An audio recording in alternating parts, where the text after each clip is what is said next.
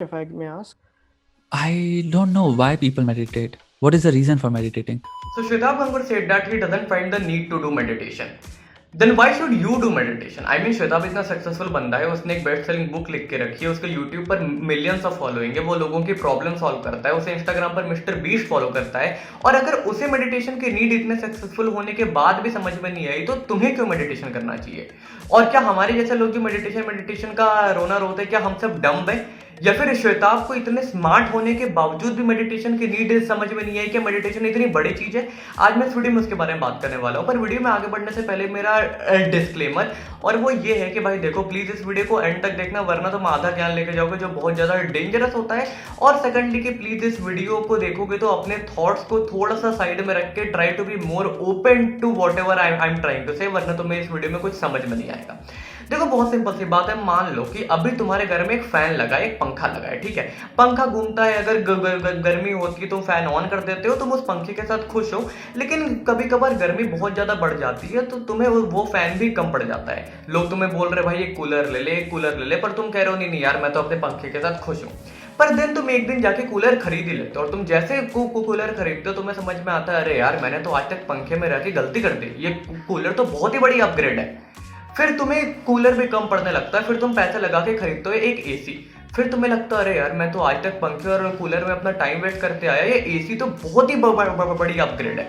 इस बात को समझना, खुश तुम कूलर के साथ भी थे, खुश तुम पंखे के साथ भी थे, लेकिन जब तुमने पंखे से कूलर में अपग्रेड किया, कूलर से एसी में अपग्रेड किया, तो वो अपग्रेड तुम्हें समझ में आया।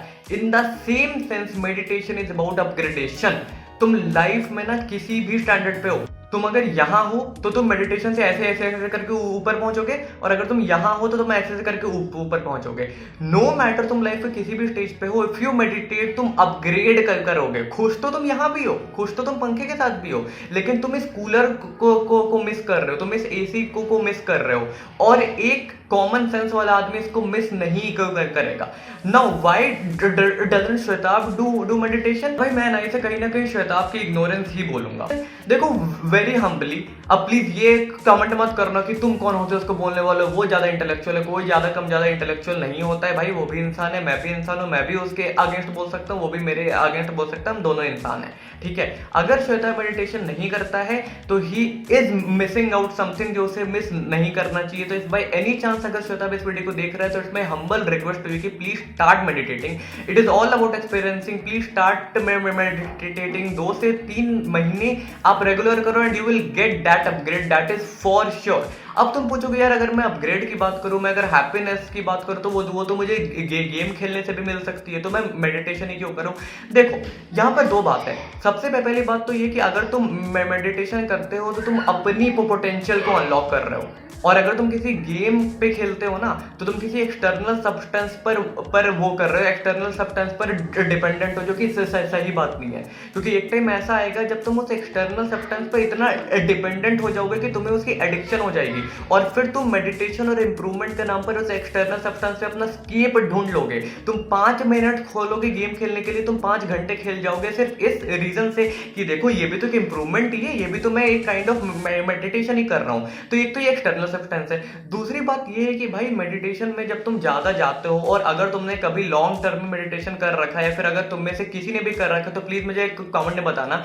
Meditation is about unlocking your perceptions. वो तुम्हें एक बिल्कुल ही अलग स्टैंडर्ड के परसेप्शन में लेके जाती है, और वो क्या है वो मैं तुम्हें नहीं बता सकता, क्योंकि वो एक्सपीरियंशियल होती है। और एक्सपीरियंसेस तुम्हें अगर देखने जानने हैं मेरे, तो सिंप्लीफाइंग स्पिरिचुअलिटी नाम की प्लेलिस्ट है, तुम वहां पे जाके देख सकते हो कि ये जो एक्सपीरियंस और ये जो परसेप्शंस की अनलॉकिंग होती है वो कितनी ज्यादा बड़े स्टैंडर्ड पर होती है। तो yes, Shwetab Gangwar is missing out a dimension of life जो उसे मिस नहीं करना चाहिए।